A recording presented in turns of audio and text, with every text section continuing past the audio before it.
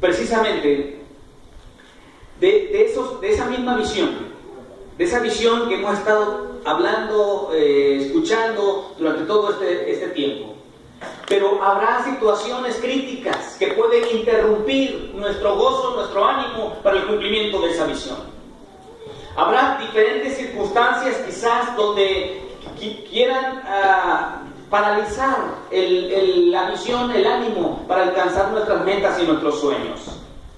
Seguramente usted tiene metas y sueños también como en su vida personal y en su familia. Pero también no ha estado pensando, quizás no ha sido muy consciente también de la problemática que puede haber para alcanzar esos sueños y esas metas que tiene. El año que viene, 2015, será un año diferente. Será un año de muchos desafíos, de muchos retos. Y una de las cosas que estoy compartiendo con la iglesia, especialmente el domingo anterior con el liderazgo, es que el 2015 sea un año como que si fuera el último que nos tocara vivir. Viva usted ese año como que si fuera el último que le toca vivir. Vívalo así, con mucho entusiasmo, con mucha pasión, con mucho ánimo, con mucha fuerza. El 2015. ¿Habrá luchas? ¿Habrá pruebas? ¿Habrá dificultades? Sí las hay. Pero ¿qué tenemos que hacer? Hermanos, las crisis, los problemas, las dificultades pueden ser un obstáculo en nuestra vida para no alcanzar nuestras metas y nuestros sueños. ¿Qué tenemos que hacer? Los obstáculos, los problemas, las dificultades van a estar siempre, hermanos. Siempre van a estar allí. Hay crisis. Estamos viviendo un mundo con mucho problema. Nuestro país, una situación muy complicada en la que estamos viviendo. ¿Qué vamos a hacer? Y ustedes dicen que no se puede hacer nada. No, sí podemos hacer mucho. La iglesia de Jesucristo puede hacer mucho hoy, en este momento. Necesitamos levantarnos. Necesitamos salir de nuestro lugar cómodo para hacer algo. Y lo primero que tenemos que hacer es superar las crisis. Es superar los problemas. Es superar las circunstancias difíciles en nuestra vida, en nuestra familia y en nuestra iglesia. Por eso, en esta ocasión, en esta mañana, yo quiero hablarles precisamente, el título del sermón es Enfrentemos las crisis con fe. Enfrentemos las crisis con fe. ¿Hay crisis? Sí hay crisis. Diferentes crisis. Pero miren, hay un libro en la Biblia que yo quiero que veamos, un pasaje de ese libro que casi no leemos. De hecho es un profeta, y uno de los profetas menores en el Antiguo Testamento. Casi no leemos ese libro. Es más, ahorita que le diga yo el nombre, al ratito que le diga el nombre, usted va a decir, ¿existe ese libro en mi Biblia? Sí, está en mi Biblia ese libro. A ver, ¿de qué libro será? Un libro que no leemos mucho y es en los profetas menores. Ageo. Interesante puede ser. Amós puede ser. Pero hay otro. Malaquías puede ser. Abdías puede ser. Sofonías puede ser. Joel. Muy bien. Yo no sabía que salían tantos libros de los profetas menores. Sí, es cierto. Todos los libros que mencionan profetas menores. La clasificación de la Biblia, ¿se acuerdan? Profetas mayores y profetas menores. Pero no han mencionado uno del que voy a hablar. Habacuc. Es que la van a escuchar en la aurora, ¿verdad, hermano? Bueno, ese es Baruch. Ese es Baruch. Habacuc. Busquen en sus Biblias. Ahora, ¿en la computadora estará ese libro? Habacuc. Miren, hermanos. Este libro nos va a plantear ahora, en esta mañana, una dinámica, una situación que nos va a ayudar, nos plantea una dinámica para una situación crítica. Me parece, hermanos, que cuando leemos el libro de Habacuc podemos sacar algunos principios que nos van a ayudar para superar los momentos críticos de la vida. ¿Cómo superar esos momentos críticos de la vida? Miren, vaya por favor conmigo al capítulo 3, versículo 1. Ahí en sus Biblias, Habacuc 1. Vamos a leer los versículos 1. El primer capítulo, los primeros versículos, vamos a ver cómo empieza el libro. Y quiero que note algo, hermanos. Miren. Sé que el libro, bueno, ya lo encontraron, algunos no lo han encontrado, ¿verdad? A ver, vamos a esperar que lo encuentren. Está casi al término del Antiguo Testamento, ¿sale? Casi al término del Antiguo Testamento. ¿Ya lo encontraron? ¿Sí? Busquen por ahí a nuestros invitados, o que usted vea que alguien no lo encuentra, ayúdenle a buscarle, por favor, el versículo. Miren, hermanos. Dice el capítulo 1, versículo 2. Vamos a leer del versículo 2 en adelante. Dice así. Ahí está la Reina Valera 60, ¿verdad? Ahí déjalo. Yo lo voy a leer el versículo en la Nueva Versión Internacional. Miren lo que dice, versículo 2 al 4. Dice así. ¿Hasta cuándo, Señor, he de pedirte ayuda sin que tú me escuches? ¿Hasta cuándo he de quejarme de la violencia sin que tú nos salves? ¿Por qué me haces presenciar calamidades? ¿Por qué debo contemplar el sufrimiento? Veo ante mis ojos destrucción y violencia.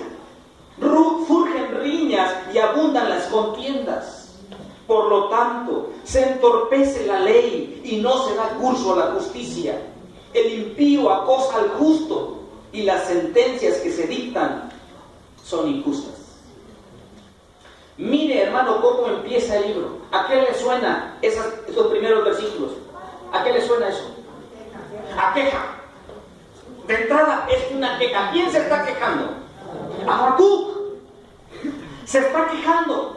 Ahora, ¿hay razón para que se queje? Creo que sí. Están viviendo una situación muy difícil. Son oprimidos por otro pueblo. Son oprimidos, donde le cobran los impuestos más altos de aquel tiempo, donde hay injusticias, donde hay ricos y pobres. ¿Les suena familiar eso?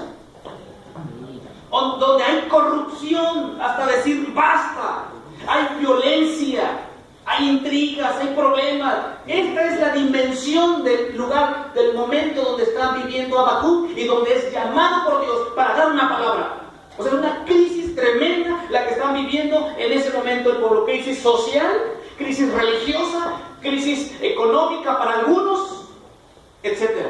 Una situación muy complicada. En medio de esa situación surge alguien, es Habacuc, que Dios le encarga y le da una comisión y dice: Señor, ¿hasta cuándo he de pedirte ayuda sin que no me escuchas? ¿Se ha sentido así?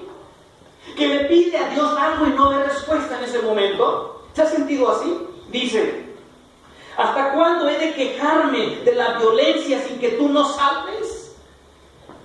¿Es violento nuestro tiempo? ¿Nuestra ciudad? ¿Nuestro país? Sí, mucho.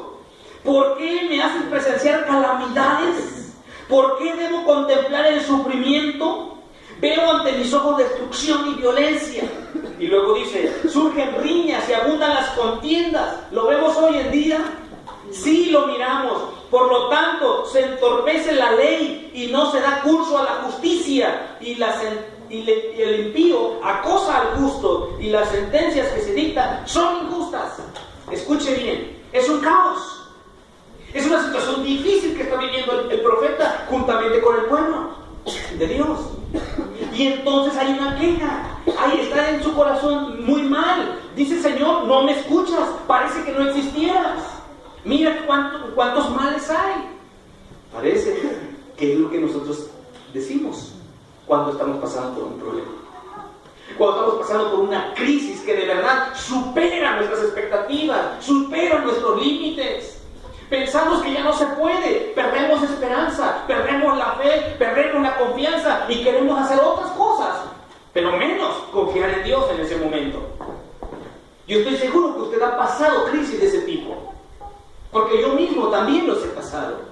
Y hay momentos en que decimos: Señor, entonces ¿dónde estás? Entonces, ¿tú me llamaste para esto? Señor, si soy tu hijo. Señor, si yo los domingos estoy en la iglesia, si yo leo la Biblia, yo oro, entonces, ¿qué quieres de mí? Y entonces nos encontramos ante una situación muy complicada. Es una encrucijada, en un camino sin salida, en un callejón sin salida. ¿Qué hacer, hermanos? El mismo libro de Habacuc nos dice qué debemos hacer. Él al principio del capítulo 1 está expresando, de hecho es un diálogo que tiene con Dios. Habacuc le dice algo y Dios Le contesta. Y Habacuc dice, sí, Señor, pero. Y hay un diálogo ahí de queja de Habacuc y Dios le responde. Habacuc le dice y Dios le responde. Miren, hermanos, pues no importa si tú tienes una situación complicada, pues entonces habla con Dios y dile a Dios por qué de las cosas.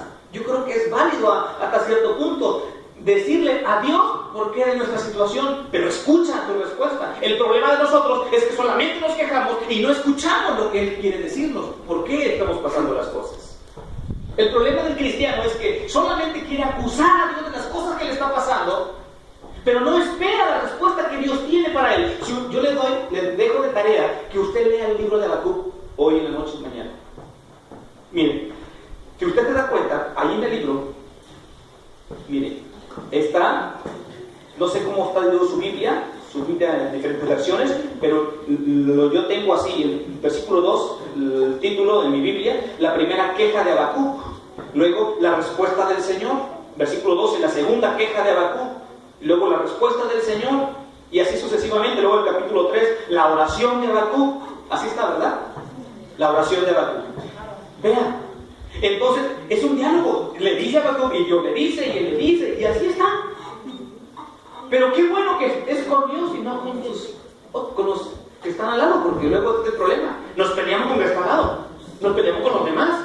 Mejor dile a Dios qué está pasando y que Él te revele, que Él te diga por qué están sucediendo las cosas. Todo tiene un propósito en esta vida. Aún así, hasta el problema más crítico que estás pasando tiene un problema. Tiene un propósito ese problema. Ese problema tiene un propósito. Aún más crítico que puedas ser. Esa crisis que tú dices, ya no la aguanto. No, dice Dios, sí la vas a aguantar porque yo lo permití. Tiene un propósito. Espera entonces la respuesta de Dios. Pero usted va a ir descubriendo o va a ir viendo la diferencia en el transcurso del libro, cómo usted va a leer el primero, el segundo y el tercer capítulo, ya no es el mismo Habacuc. Vaya conmigo, por favor, al capítulo 3. Capítulo 3, versículos 17 al 19. Ahí donde está. Bueno, por favor, ahí está. Vamos a leer en esta versión, en la versión 60. Dice así, hasta el 19. Leamos todos. Aunque la higuera no florezca, ni en las vides haya frutos, aunque falte el producto del olivo, y los labrados no den mantenimiento, y las ovejas sean quitadas de la majada, y no haya vacas en los corrales. Con todo, yo me alegraré en Jehová, y me gozaré en el Dios de mi salvación. Jehová el Señor es mi fortaleza, el cual hace mis pies como de ciervas, y en mis alturas me hace andar. ¿Cuál es la diferencia? A ver, reflexionen. ¿Cuál es la diferencia del capítulo 1 y a estos últimos versículos? ¿Es el mismo Habacuc? No. Ya no, ¿verdad? ¿Qué cambió? Su actitud, la manera de ver las cosas. ¡Ay, Señor! ¿Por qué me pasa esto? ¿Por qué estoy así? ¿Por qué no me escuchas? Años llevo pidiéndote esto. Mire, capítulo 3, versículo 17. Antes, regresa al 17. Dice: aunque la higuera no florezca, ni las vides haya fruto, aunque falte el producto del olivo, y los labrados no den mantenimiento, y si las vacas son quitadas de la majada, y no haya vacas en los corrales, las ovejas y vacas. Escuche, el versículo siguiente, la palabra que usa. Todo yo me alegraré. El gozo. Fíjate, eso. Pero me llama la atención la palabra con todo. ¿Cuándo usamos esa palabra?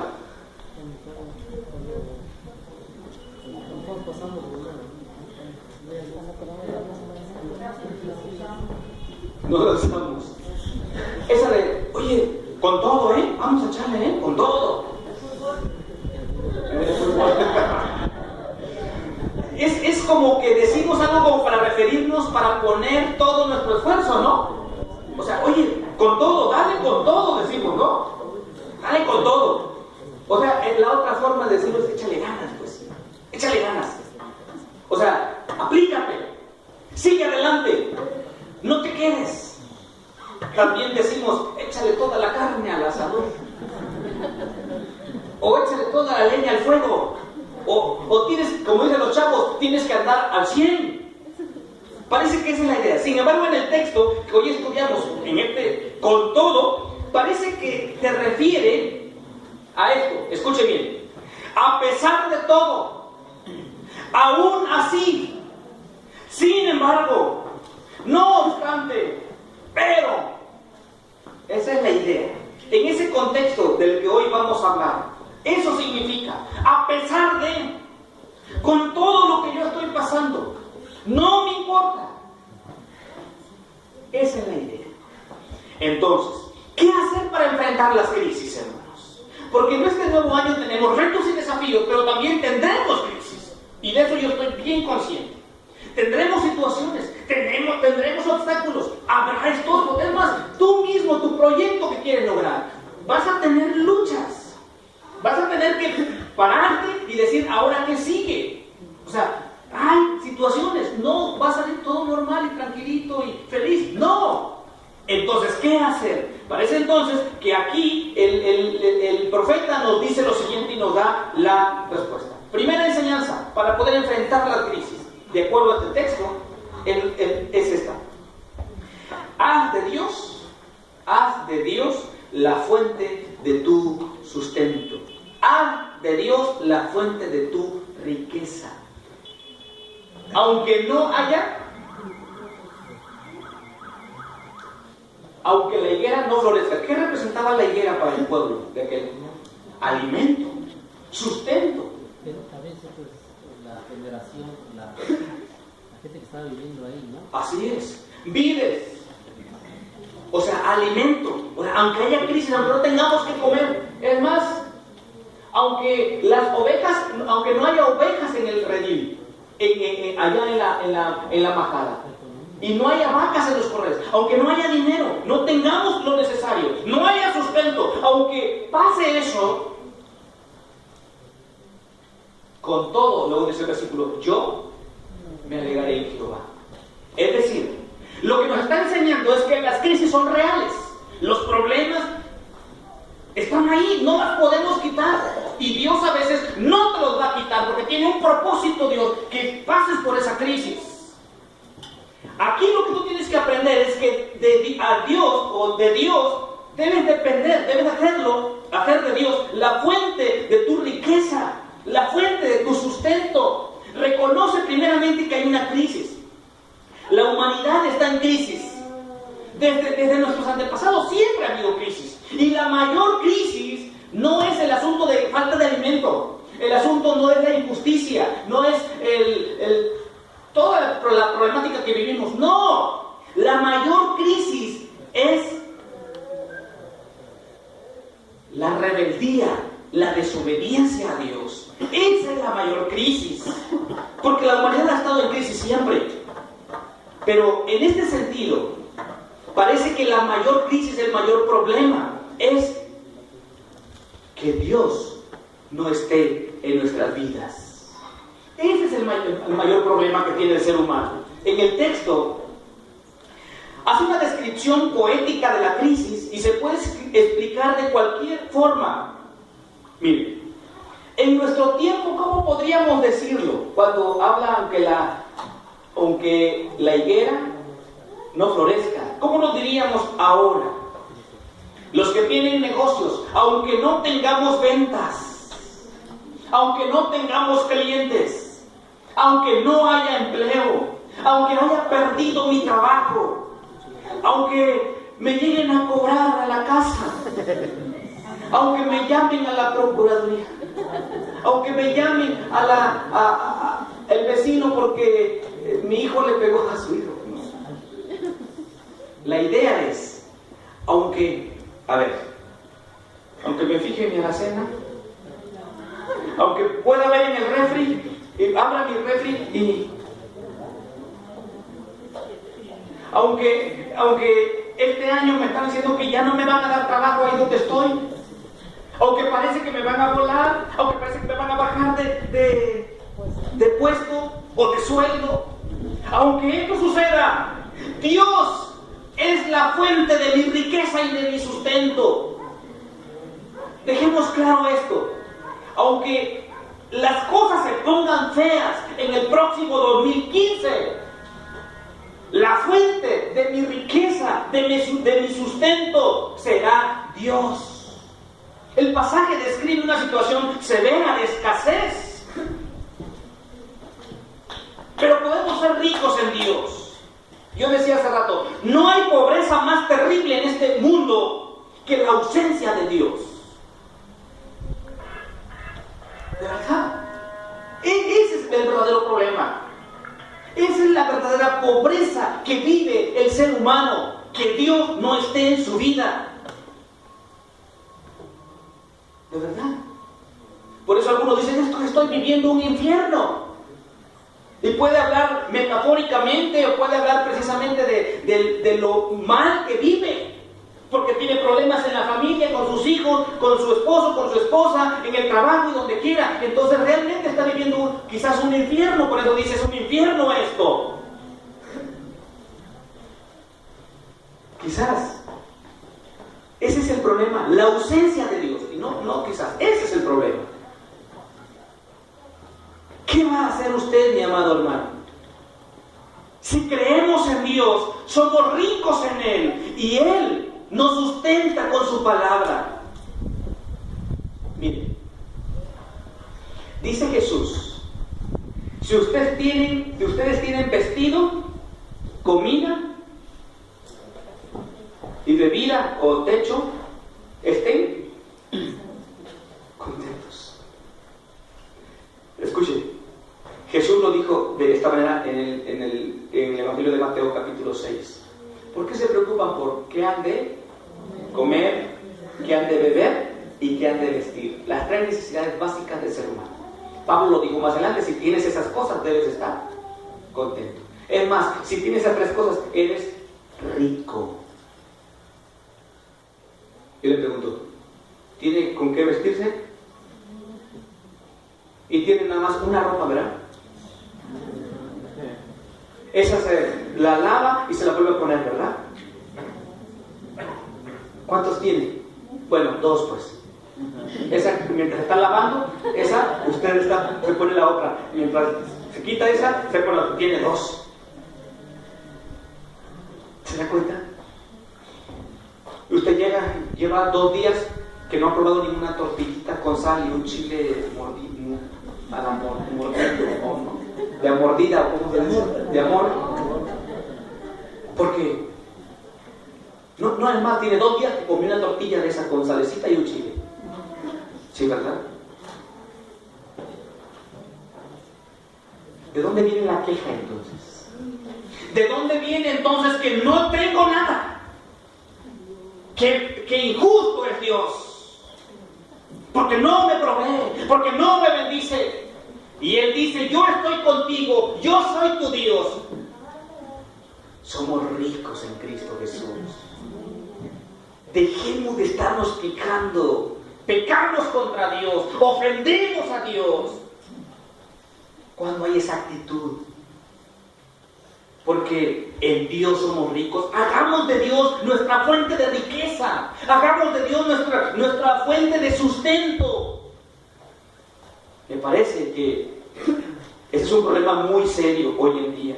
Necesitamos hacer la razón de nuestra riqueza. Necesitamos tomar al Señor en nuestro corazón, en nuestra fe, y hacerlo la razón de nuestra riqueza, nuestra más importante riqueza.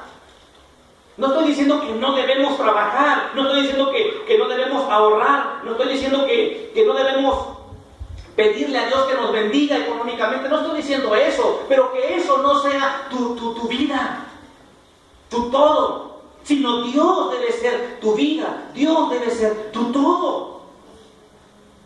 Y solo así entonces tendrás una perspectiva distinta de la vida, de los problemas que tú tienes. Yo le pregunto, hermano, si usted dice, hermano, es que yo salgo de una y me meto otra, ni ¿cómo dice? Ni bien salgo de una y ya estoy en la otra.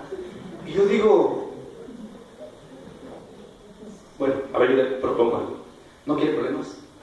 ¿Ya no quiere situaciones? ¿Ya no quiere derramar lágrimas? ¿Ya no quiere derramar tristeza a su alma? Dile al Señor, Señor, ven por mí, quiero estar a tu lado. Dile al Señor, Señor, quiero disfrutar de tu presencia. La Biblia dice que en la presencia de Dios ya no habrá lágrimas, dolor, sufrimiento, ya no habrá. ¿Qué te parece, hermano? Dile a Dios que te lleve. Porque dices, es que siempre, hermano, siempre, lo mismo siempre. Salgo de una, me meto a otra, mire cómo estoy. Ese es el mundo caído en el que vivimos, mi hermano. Y usted dice, ay, hermano, feliz usted. Solo usted es feliz. Digo esto porque sí me han dicho. Solo usted es feliz, usted sin problemas. Le invito a que pase un día conmigo para que vean las situaciones que enfrento todos los días. Hermano, si usted me ve aquí y usted dice, ay, qué fácil decirlo, pastor, usted lo dice bien facilito. ¿Usted piensa que solamente usted tiene problemas? ¿Usted piensa que solamente usted está ahí en el rinconcito? Todos están felices en el rinconcito con sus problemas. ¿Cree usted eso? No. El asunto aquí es cómo estás lidiando, cómo estás caminando con tu problema, de qué forma lo estás viendo, como al principio, como Habacuc lo veía. ¿Por qué, Señor? ¿Por qué, Señor? Ahora, Señor, aunque esto me pase, aunque esto me suceda, aunque tenga esta necesidad, con todo, yo me alegraré en ti. Me encanta eso, hermanos, porque esa es la actitud con la que debemos enfrentar toda circunstancia difícil. No solamente eso, hacer de Dios nuestra fuente de riqueza, de sustento. No, hay otra enseñanza. Haz de Dios la fuente de tu alegría.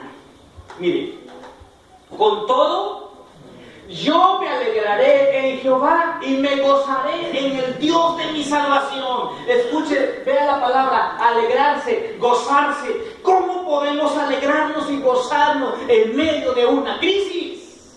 ¡Ay, qué bonita crisis! Bienvenida, ya te extrañaba. No, yo sé que no. Usted le dice, te reprendo, ¿no? En el nombre de Jesús. Ay, no quiero esto, no quiero. Yo entiendo esa parte, pero mire lo que dice. Con todo eso que ya dijo, con todo eso que está viviendo, yo me alegraré. ¿Cómo le hacemos, mis amados hermanos? Haciendo de Dios la fuente de nuestra alegría.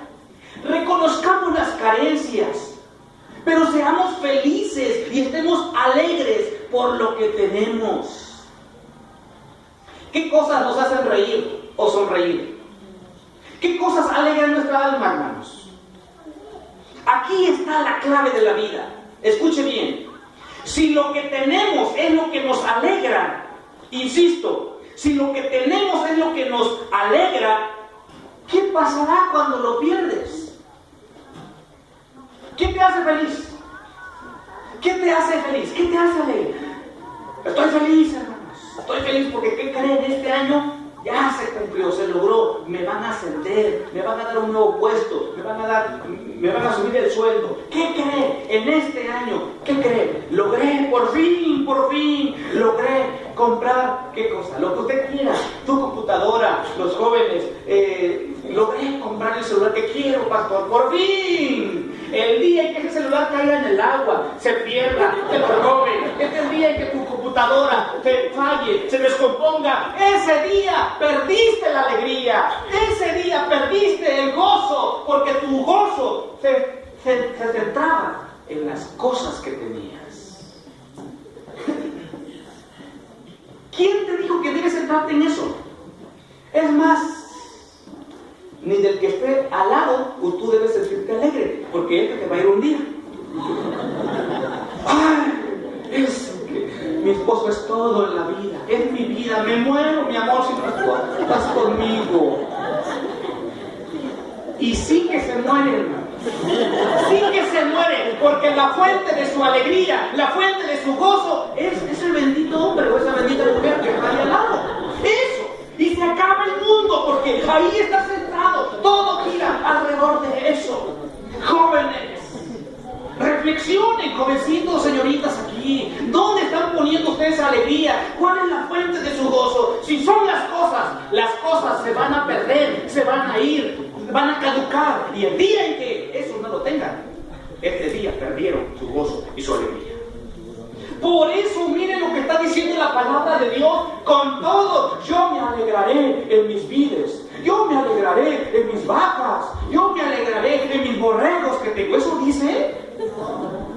No dice eso. Yo me alegraré en Jehová, en el Señor, en el Dios de los ejércitos. Ahí está la fuente de mi gozo. No depende de las cosas que tengo. ¿Ya se da cuenta por qué tiene sus problemas muy serios usted? ¿Ya se da cuenta por qué está deprimido todo el día? ¿Ya se da cuenta por qué no puede superar sus circunstancias? ¿Dónde está tu fe? ¿Dónde está tu alegría? ¿Dónde está? Estaba en una persona tu alegría, tu paz, tu tranquilidad. El día en que Dios llame a esa persona. Yo no estoy diciendo, no me malinterprete. Usted no siente nada. No, espérese. Yo no estoy diciendo eso. Por lo menos, he pasado una experiencia muy difícil. Hace 5 o 6 años, un hermano mío, Dios lo llamó a su presencia. Un accidente feo. Tenía 35 años, joven. Una situación muy complicada, muy difícil. Los que han pasado por una pérdida entienden esta parte. ¿Lo sentí mucho? Sí. ¿Quise mucho a mi hermano? Sí.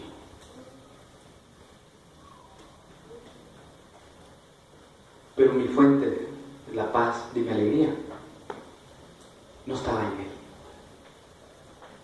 Si hubiera estado en él, mi fuente, mi paz, la fuente de mi paz, de mi alegría, yo no sé qué hubiera pasado. No sé qué hubiera pasado de mi madre. No sé qué hubiera pasado de mi madre. Cuando yo platico con mi madre, en esos tiempos cuando sucedió el accidente, me decía mi mamá, escuche bien lo que decía mi madre. Hijo, yo doy gracias a Dios porque Dios me regresó a tu hermano. Mi hermano se había salido de la casa, mucho tiempo estuvo fuera, lejos de los caminos de Dios. Todos sufríamos. Pero Dios lo hizo volver después de unos 14 años más o menos. Lo hizo volver a casa, participó con mis padres, tenía un carro y lo llevaba a las misiones, a ellos, a la iglesia, 1 año. En la iglesia servía, apoyaba, lo llevaba con su carro por donde quiera. Y mi mamá dice, yo estoy agradecida con Dios porque me lo trajo y estuvo conmigo 1 año. Le digo, qué bien mamá que piensas así. Y luego después dice, pero Dios sabía que quizás me iba a destrozar mi corazón más adelante. Pero dijo Dios, mejor. Yo te lo traigo aquí para que tú no sufras más. Y por mi bien lo hizo. Se lo llevó a estar usando la presencia de Dios. Esa palabra a mí me enseña mucho. Porque su fuente de paz y de alegría ni siquiera son nuestros hijos. Ni siquiera es nuestra familia. Nuestro esposo, nuestra esposa. No. Porque Dios te lo prestó. Viene por un ratito. ¿Cuánto tiempo va a estar contigo? No sabemos. Disfrútalo ahorita, al máximo. Disfruta al máximo tu familia. Disfruta las cosas que Dios te ha dado. Disfruta tu hogar, tu casa, lo que tengas. Disfrútalo, porque Dios te lo prestó. Cualquier ratito se lo lleva. Si tú haces a esas cosas tu fuente de tu alegría, de tu paz, vas a tener problemas más adelante. Aprende a Habacuc. Vivo crisis, dice Habacuc. Pero ya entendí. Dios es la fuente de mi alegría.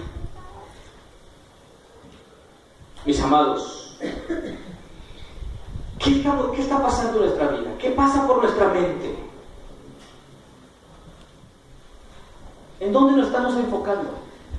¿Cuál es nuestro incentivo? ¿Qué nos motiva a seguir adelante? Piensen eso. No solamente eso, hay algo más. Hay algo más. Haz del Señor, de Dios, la fuente de tu fuerza, de tu fortaleza. Mire lo que dice el texto. Jehová el Señor es mi fortaleza, el cual hace mis pies como las ciervas y en mis alturas me hace andar. Mire lo que está diciendo Habacuc. Él es el que me da la fortaleza. Nosotros no tenemos fuerzas, hermanos. Nuestras fuerzas se acaban. Si usted quiere sostenerse por toda la vida en su propia fuerza, no lo puede hacer. Necesita a alguien que es superior a usted, y ese es Dios. Por eso usted debe estar bien fundamentado en la palabra de Dios, en el Señor, su relación, su comunión. ¿Dónde está nuestra fuerza? ¿Dónde está el origen o la razón de nuestra fuerza? ¿Dónde? En la alimentación, dirían los médicos. En las plantas naturales y en las hierbas, dirán los naturistas. En el gimnasio, dirán los deportistas. Ahí está la fuerza. Dijera, en las espinacas, dijo Popeye. ¿Dónde están las fuerzas? ¿Dónde están? Tenemos que reconocer una cosa. Las crisis nos debilitan. Las crisis nos cansan, sí es cierto. Las crisis nos agotan. Nos quitan el poder de vivir. Por eso necesitamos tener un lugar a donde acudir. Algo en lo cual depositar nuestra fe. Es un hecho que hoy en día algunos los buscan en las drogas. Otros recurren a tener esa fuerza en el alcohol. ¿Se han dado cuenta ustedes de eso? ¿Se han dado cuenta? Que la gente habla solamente cuando está borracho. Entonces tiene la fuerza y el valor para decir las cosas. O cuando se pone algo en su cuerpo, entonces tiene la fuerza. Algunos recurren a las drogas, al alcohol. Otros se refugian en el trabajo. Bueno, los que tienen. Y ahí se refugian. Ay, hermano, es que yo tengo mucho trabajo y no me da tiempo ir a casa. No quiere llegar a casa. El trabajo es su refugio. Ahí quieren encontrar la fuerza. Es más, otros realizan un ritual. Ahí quieren encontrar la solución. Cruzan los dedos, prenden velas, hacen rezos. Incluso hay quienes tienen su propia sesión de egocentrismo idolátrico. Se adoran a sí mismos, diciendo: tú puedes, mente en blanco, tú puedes. Así, ahí quieren encontrar la fuerza. Ahí quieren encontrar, todo está aquí. Tú nada más di si puedes. Si se puede. Y ahí está repetido todo el día y no sucede nada. El asunto, la fuerza no está ahí, mis amados hermanos. Algunos tienen su fuerza en las supersticiones, en la idolatría, en muchas cosas. Es más, los que están teniendo mucho éxito hoy en día es precisamente esas personas, los que salen en la televisión, los que consultan horóscopos, los que consultan la astrología. Esos están teniendo mucho éxito hoy en día, porque la gente no sabe dónde depositar su fe y dónde tomar fuerzas. Mi amado hermano, usted no tiene que estar buscando todas esas cosas. Usted sabe quién es quien le da la fuerza. Solo confiando en Dios podemos ser verdaderamente fuertes para enfrentar la vida. El salmista lo decía de esta forma: bienaventurado el hombre que tiene en ti sus fuerzas, en cuyo corazón están tus caminos. El Salmo 84:5. ¿Qué está pasando entonces? Es que estás buscando tu fuerza, la fortaleza en otras cosas. Mis amados, Dios le dijo a Josué: mira que te mando, que te esfuerces y seas valiente. Nadie te podrá hacer frente. Mis amados, por eso, aunque a través de la historia, la iglesia, los cristianos han sufrido mucho, la más severa persecución han sufrido los cristianos, la iglesia siempre ha salido triunfadora, porque su fuerza, porque su poder no se lo da nadie. La iglesia no tiene poder político, no tiene poder económico, no tiene más que el poder de Dios, y eso es todo. Amén. Tenemos todo. Todo tenemos. Así que en medio de toda circunstancia tenemos el poder para vivir. Si hacemos a Dios la razón de nuestra fuerza, entonces vive con todo. Porque el Señor está allí. Termino diciendo lo siguiente. ¿Qué vas a hacer, mi hermano? ¿Te vas a hundir? ¿Te vas a hundir en esas crisis? ¿Te vas a hundir en esos problemas, en esas dificultades que tienes y que piensas que son muy grandes y no se pueden superar? Depende de ti, mi hermano.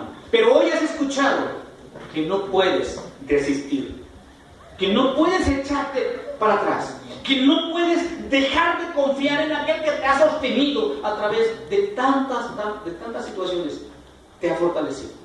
Entonces, haz de Dios, dijimos, la fuente de tu sustento. No importa si hay o no hay, Él es mi sustento.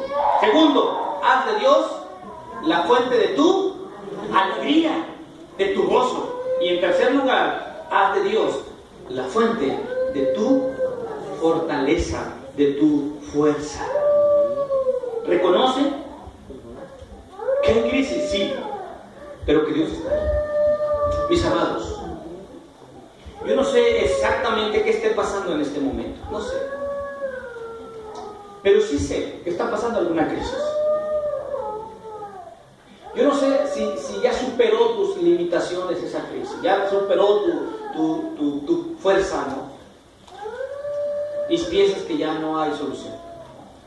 Yo quiero decirte en esta mañana que Dios te trajo aquí en esta mañana con un propósito de escuchar la palabra de Dios. Debemos seguir adelante. Las crisis, los problemas no pueden paralizarnos, no pueden detenernos si está Dios con nosotros. No pueden. No sé si cantaron el canto de Dios con nosotros, creo, ¿verdad? Quisiera que lo cantáramos en un rato más. Hermanos, yo les invito a enfrentar el 2015 con tenacidad, con valor, con fortaleza de Dios. Incluye su rostro.